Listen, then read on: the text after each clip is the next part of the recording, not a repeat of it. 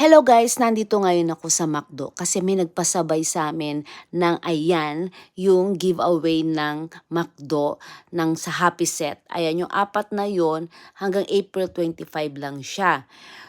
Yan, yung car na yan, yung nasa video na yan ngayon yung pinapasabay sa amin, pasabay, order, ayan. So, bumili muna ako. So, random yan, hindi mo alam kung ano yung makukuha mo.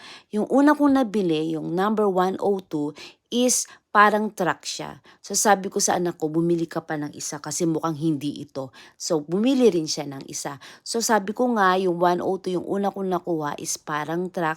So, yan, ito ngayon. So, hindi kami sigurado kung ano talaga yung una namin nakuha.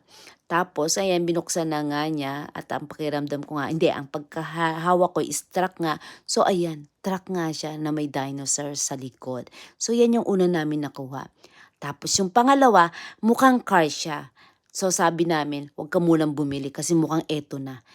Kasi dalawa ang car doon, police car at saka yung JT. So, ayan na nga. Lucky. Sa pangalawa naming bili ay nakuha na namin yung pinapasabay sa amin. Ang happy set dito sa Japan is 520. So, ayan, nakuha na namin siya. So, ipapadala namin yan. Isasabay natin sa balikbayan box. Ayun.